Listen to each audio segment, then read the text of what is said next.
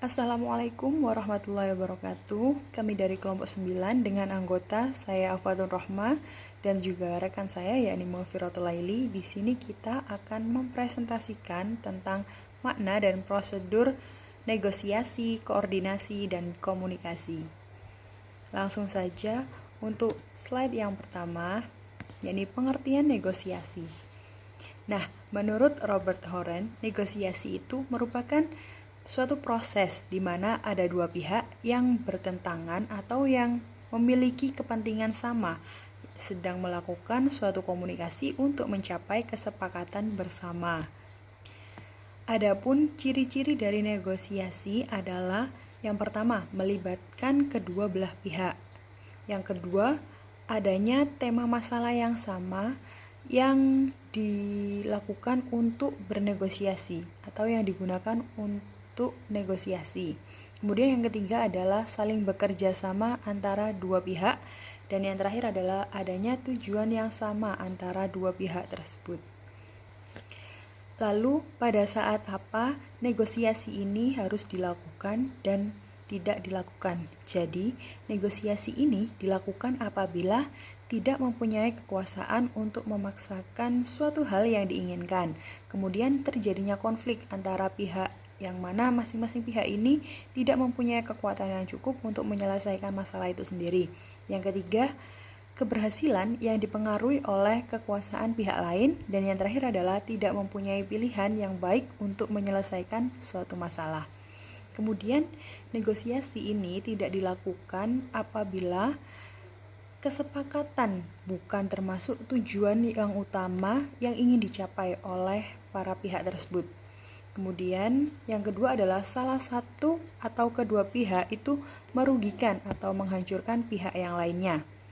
Yang ketiga adalah negosiator itu salah satu pihak yang mempunyai kekuasaan yang terbatas dan tidak memiliki kekuasaan untuk mewakili kelompok dalam negosiasi.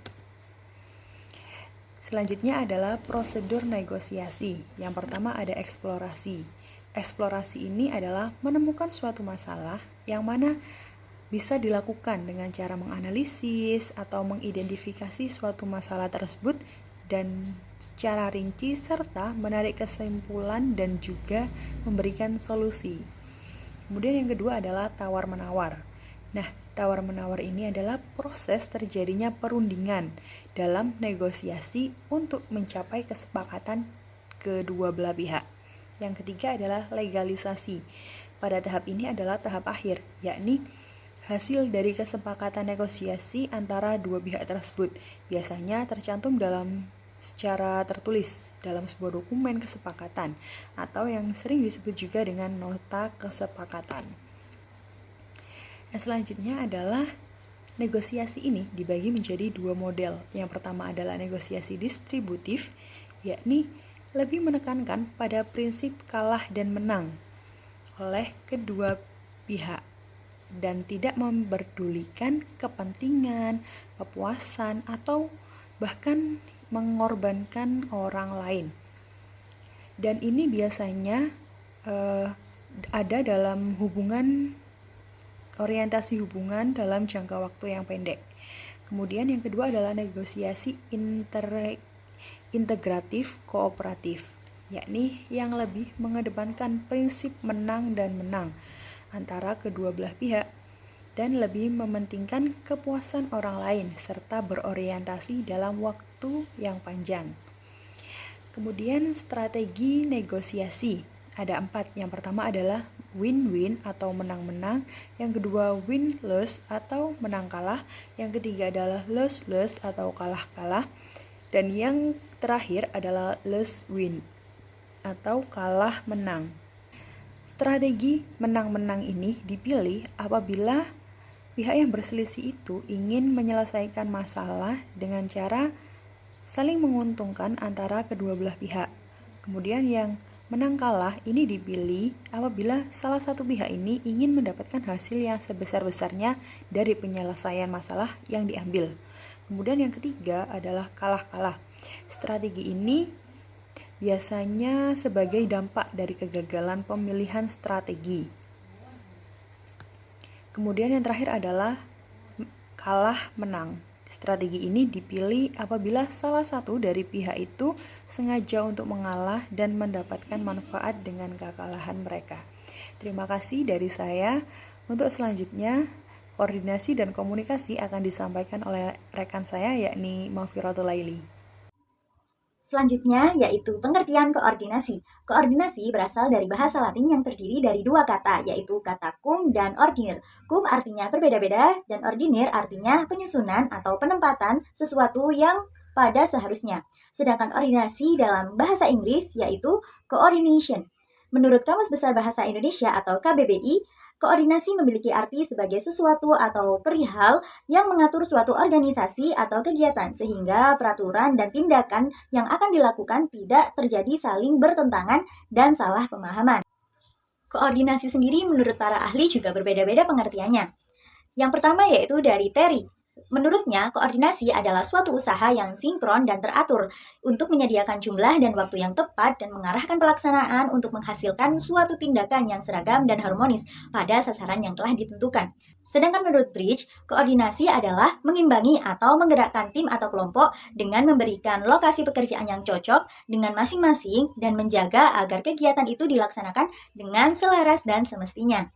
Sehingga dapat kita simpulkan bahwa pengertian koordinasi tersebut itu berkaitan dengan hal penempatan berbagai macam kegiatan yang berbeda-beda pada tempat yang tepat dan keharusan tertentu atas dasar aturan-aturan yang berlaku untuk mencapai tujuan yang terbaik dan dengan proses yang tidak membosankan. Pemahaman mengenai koordinasi sendiri itu sering tertukar dengan istilah kerjasama atau dalam bahasa Inggris disebut dengan cooperation. Koordinasi memiliki makna yang lebih dalam daripada kerjasama. Hal ini dikarenakan di dalam koordinasi juga terkandung sinkronisasi, proses pengaturan jalan dalam beberapa proses secara bersamaan atau penyerentakan. Sedangkan kerjasama merupakan suatu kegiatan kolektif yang dilakukan oleh dua orang atau lebih untuk mencapai tujuan bersama. Maka dapat disimpulkan bahwa kerjasama tanpa koordinasi tetap dapat dilaksanakan. Sedangkan dalam koordinasi pasti terdapat upaya untuk menciptakan kerjasama. Menurut Handayaningrat, ia mengemukakan bahwa terdapat beberapa karakteristik koordinasi. Di antaranya yang pertama yaitu tanggung jawab koordinasi terletak pada pemimpin. Maksudnya, koordinasi merupakan wewenang seorang pemimpin. Pemimpin dikatakan dapat memimpin apabila ia melakukan koordinasi. Selanjutnya yaitu koordinasi merupakan kerjasama. Kerjasama merupakan syarat yang mutlak dalam sebuah koordinasi, sehingga koordinasi tidak akan sempurna bahkan tidak dapat berjalan apabila tidak adanya kerjasama. Kemudian adanya proses. Koordinasi merupakan proses yang berkelanjutan atau secara terus-menerus dan berkesinambungan untuk mewujudkan tujuan lembaga atau tujuan bersama. Selanjutnya yaitu pengaturan usaha kelompok secara teratur. Maksudnya yaitu koordinasi merupakan konsep yang diaplikasikan dalam suatu kelompok atau sejumlah individu yang bekerja sama untuk mencapai tujuan dan hasil bersama, bukan sekedar individu yang berdiri seorang diri. Selanjutnya yaitu inti dari koordinasi adalah kesatuan tindakan. Pemimpin merupakan seseorang yang mengatur seluruh usaha-usaha dan tindakan-tindakan setiap individu atau sekelompok individu atau sebuah unit sehingga mencapai tujuan dan hasil bersama. Dan yang terakhir yaitu tujuan koordinasi adalah tujuan bersama. Kesatuan usaha yang menuntut kesadaran seluruh pihak untuk berpartisipasi secara aktif dalam melaksanakan tindakan untuk mencapai tujuan bersama. Selanjutnya, ada pula beberapa prinsip dalam koordinasi. Di antaranya yang pertama yaitu dimulai dengan tahap perencanaan awal, selanjutnya memperhatikan iklim yang kondusif bagi kepentingan bersama, kemudian dilaksanakan secara terus-menerus dan berkesinambungan, kemudian dilaksanakan dengan pertemuan-pertemuan bersama untuk mencapai tujuan bersama, dan yang terakhir adanya perbedaan pendapat harus diakui dan dijadikan sebagai pengayaan serta dikemukakan secara terbuka dan diselidiki dalam kaitannya dengan situasi secara keseluruhan.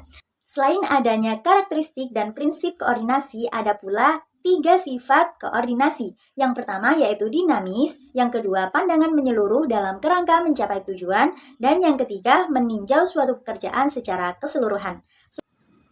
Selain itu juga adanya syarat-syarat dalam koordinasi. Yang pertama yaitu sense of cooperation atau perasaan untuk saling bekerja sama, kemudian rivalry atau persaingan yang sportif untuk memotivasi berlomba dalam kemajuan, kemudian team spirit atau saling menghargai satu sama lain, dan esprit de corps atau bagian yang saling menghargai akan semakin bersemangat dalam mencapai tujuan bersama.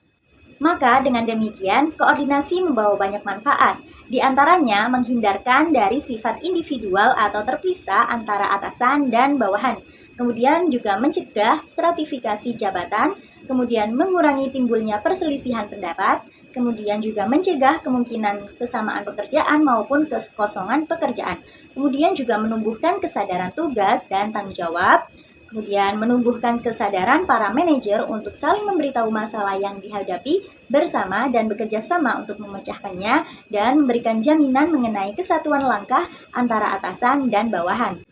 Menurut Handayani-Ningrat ada dua macam koordinasi, yaitu koordinasi intern dan koordinasi ekstern. Koordinasi intern terbagi menjadi tiga, yaitu koordinasi vertikal, koordinasi horizontal, dan koordinasi diagonal. Koordinasi vertikal atau yang disebut juga koordinasi struktural yaitu antara yang mengkoordinasikan dengan yang dikoordinasi secara struktural dapat hubungan hierarkis, artinya pengarahan yang dijalankan oleh atasan terhadap unit-unit kesatuan kerja yang ada di bawah wewenang serta tanggung jawabnya. Maka koordinasi ini bersifat garis komando atau line of command. Selanjutnya yaitu koordinasi horizontal. Dalam koordinasi ini, kedudukan yang mengkoordinasikan dan yang dikoordinasi setingkat eselon atau tingkat jabatan struktural. Nah, menurut tugas dan fungsinya, keduanya memiliki kaitan yang satu sama lain. Koordinasi horizontal ini terbagi menjadi dua, yaitu interdisciplinary dan interrelated. Interdisciplinary artinya koordinasi dalam rangka mengarahkan, menyatukan tindakan, mewujudkan, dan menciptakan disiplin antara unit satu dengan lainnya, secara intern maupun ekstern, pada unit-unit yang sama tugasnya. Selanjutnya interrelated, artinya koordinasi antar badan atau instansi unit-unit yang fungsinya berbeda dan instansinya saling berkaitan secara intern dan ekstern yang sepadan atau sejajar. Yang ketiga yaitu koordinasi diagonal, artinya merupakan koordinasi fungsional yang mana yang mengkoordinasikan itu memiliki kedudukan lebih tinggi dibandingkan yang dikoordinasi. Tetapi antara satu dengan yang lain tidak ada perbedaan pada satu garis komando atau line of command. Selanjutnya yaitu koordinasi ekstern.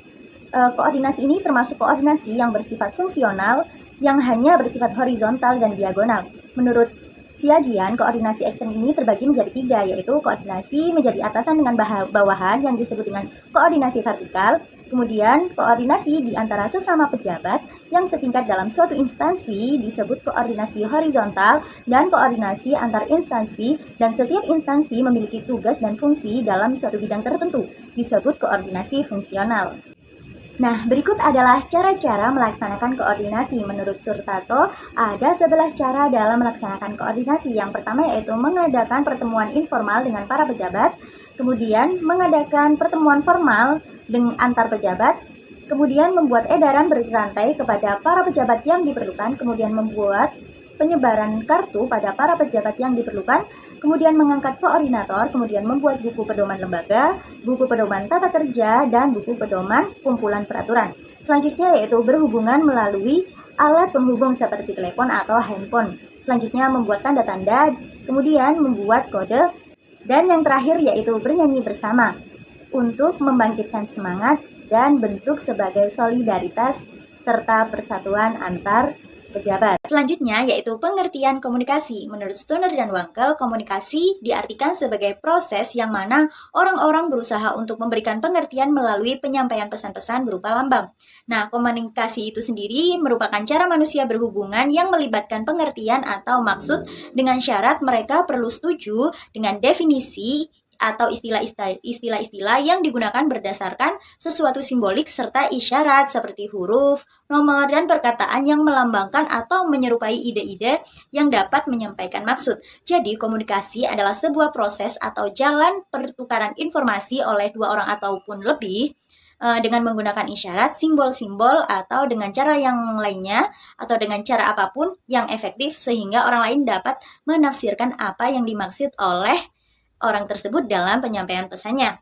Dapat dikatakan komunikasi itu komunikatif jika orang lain juga memahami apa yang kita komunikasikan. Di dalam sebuah komunikasi juga terdapat prinsip dasar dalam komunikasi. Ada 4 prinsip dasar dalam komunikasi. Prinsip yang pertama yaitu adanya sumber atau pengirim pesan. Prinsip kedua yaitu adanya pesan. Prinsip ketiga yaitu saluran atau media. Dan prinsip yang keempat yaitu penerima. Nah, yang dimaksud dengan sumber atau pengirim pesan atau komunikator atau search atau encoder yaitu seseorang atau sekelompok orang yang mengambil inisiatif untuk menyampaikan pesan. Selanjutnya yaitu prinsip yang kedua adalah pesan atau informasi atau message. Nah, sebagai bentuk atau biasanya dalam bentuk lambang atau tanda seperti kata-kata tertulis secara lisan, gambar, dan maupun angka. Selanjutnya yaitu prinsip yang ketiga adalah adanya saluran atau media atau channel. Nah, yaitu sesuatu yang dipakai sebagai alat penyampai atau pengirim pesan. Contohnya TV, telepon, handphone, dan lain sebagainya.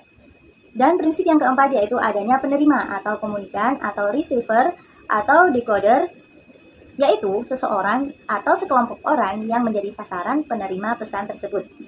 Selain adanya 4 prinsip dasar yang telah saya sebutkan tadi, ada juga hal lain yang penting dalam proses komunikasi. Yang pertama yaitu respon, yang kedua umpan balik atau feedback, dan yang ketiga yaitu noise atau gangguan. Nah, respon artinya tindakan yang diambil komunikan setelah dia menerima pesan. Kemudian umpan balik atau yang biasa disebut feedback merupakan lanjutan dari tindakan yang diambil dari komunikan yang berpengaruh pada komunikator. Dan yang terakhir yaitu noise atau gangguan adalah faktor-faktor fisik ataupun psikologis yang dapat mengganggu atau menghambat kelancaran proses penyampaian komunikasi tersebut atau penyampaian pesan dalam komunikasi tersebut. Nah, contoh fisik dari noise tersebut adalah suara gaduh, gema, atau segala sesuatu yang mengganggu konsentrasi. Dan contoh faktor psikologis dari noise ini sendiri adalah marah, sedih, maupun grogi. Terdapat 5 bentuk komunikasi. Yang pertama yaitu komunikasi intrapersonal atau intrapribadi, yaitu komunikasi dengan diri sendiri. Yang kedua, komunikasi interpersonal, yaitu komunikasi dengan orang lain. Yang ketiga yaitu komunikasi kelompok atau komunikasi yang berlangsung antara beberapa orang dalam suatu kelompok kecil seperti dalam rapat, dalam pertemuan, dan lain sebagainya. Kemudian yang keempat, komunikasi organisasi, artinya komunikasi antar manusia atau biasa disebut human communication yang terjadi dalam konteks organisasi. Kemudian komunikasi massa, yaitu komunikasi melalui media massa seperti media cetak atau media elektronik. Baiklah teman-teman, itu tadi presentasi dari kelompok 9. Apabila ada yang kurang jelas dalam penyampaian materinya, bisa ditanyakan di grup ya. Dan mohon maaf apabila ada kesalahan dalam pengucapan materinya atau dalam penyampaian materinya ataupun juga dalam penyajian PPT-nya. Terima kasih telah menonton dan wassalamualaikum warahmatullahi wabarakatuh.